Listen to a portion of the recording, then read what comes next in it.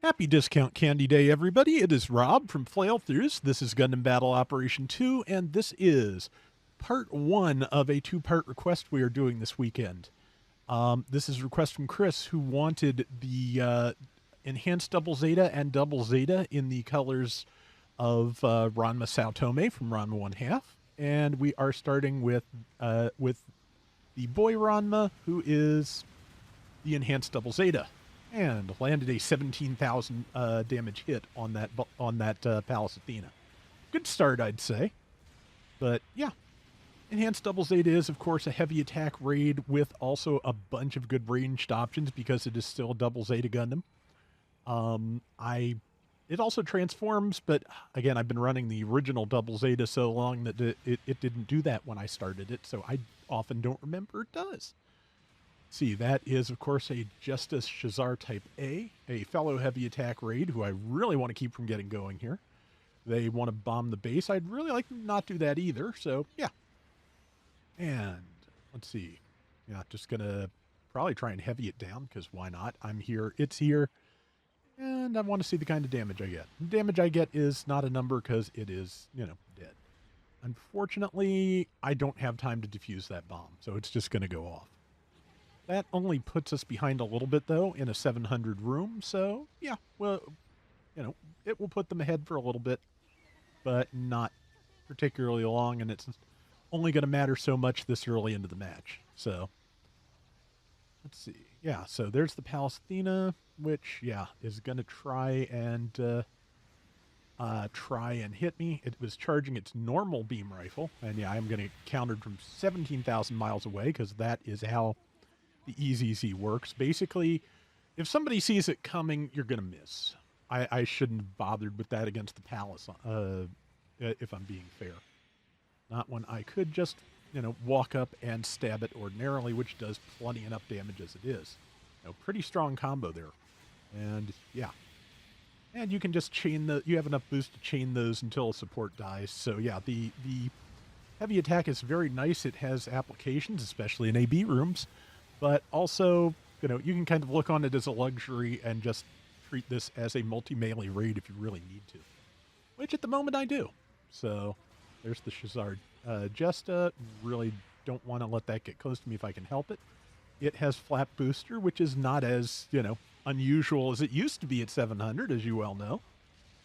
And I think that was the... no, okay, the standard double zeta is what took me down, but there is one of the newer suits whose name I now can't remember that just flew off. I think that was the Amaxa. But yeah, they're still ahead, but we've got time. And yeah, if I can take out their support, relatively easily and fight off a bunch of other things, it's going fairly well. I have no complaints. You know, again, a point deficit this size is like 3-4 kills with assists. It is eminently recoverable under good circumstances, and I'm fairly confident we have them. So, yep, there's the palace, and yeah, I think we're about, okay, yeah, now we're about, we're 1 kill behind. That's it. Yeah, we've just about caught it up. I am going to slice this Zeta in half, or double Zeta. I unfortunately did hit an ally, but I also hit another enemy. I think there was an Amaxa basically hiding in that double Zeta's armpit, so that was a twofer, and we're now ahead. And yeah, but yeah, the it'll be at the end where you can really see the boy Ranma resemblance, because I colored the high mega cannon black for that color of hair, which yeah, just is not going to show with that giant backpack in the way. But yeah. Let's see. Yep, and here is, I think that's the double Zeta again. Either way, yeah, the missiles just, they fire vertically, so they were hitting that, hitting the catwalk. But I can do a couple of things here, not least of which is the high mega cannon pierces, so I can hit the Palestine right through that, base. I think it moved or occasionally, like, firing through piercing weapons through solid objects like bases can also skew their angle. So, yeah, you can hit things through bases, but it doesn't always work as well as you'd like.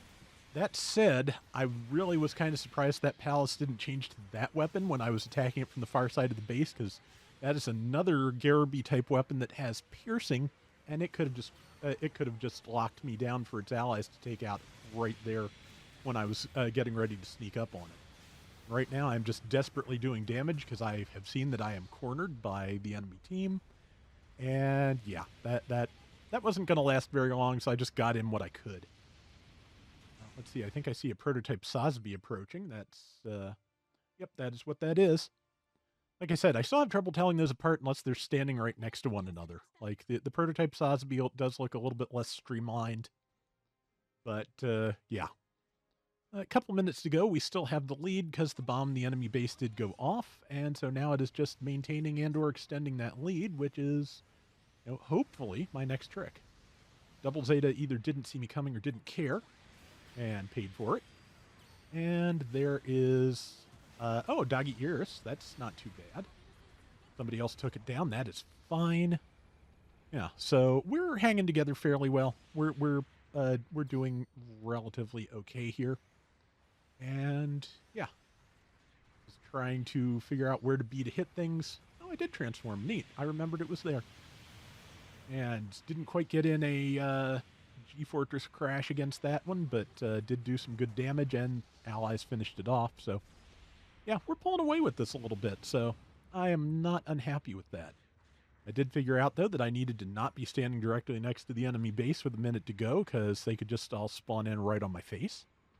I've got good health, so that's not terrible, but yeah, there's no point. Also, I don't need healing, but I just, a minute left and the enemy team's not spawned in. Not a bad time to turtle up the base, especially when you have a lot of good long-range firepower like a Double Zeta type does. So yeah, that's my idea here. I am going to crouch at the base, charge the high mega cannon, and await a target. If everybody else, however, is not doing that, I'm just going to have to move up, which, yeah, moving up is the right move. So unlike the standard Double Zeta, which has now been buffed to the point where it can charge its high mega cannon while moving, Enhanced Double Zeta has to plant feet to do it. But hey, with 20 seconds left, there is the Pallas Athena. It is on the ground.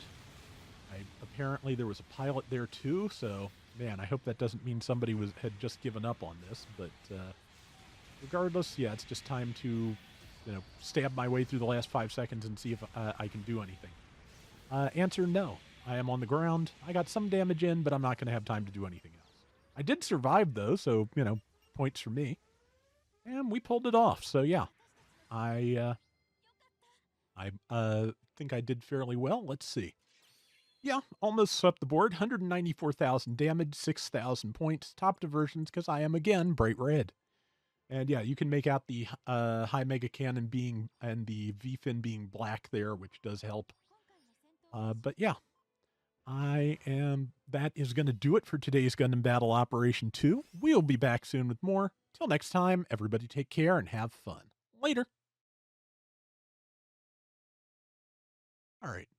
So, yeah, tomorrow we will be back with the other half of this request.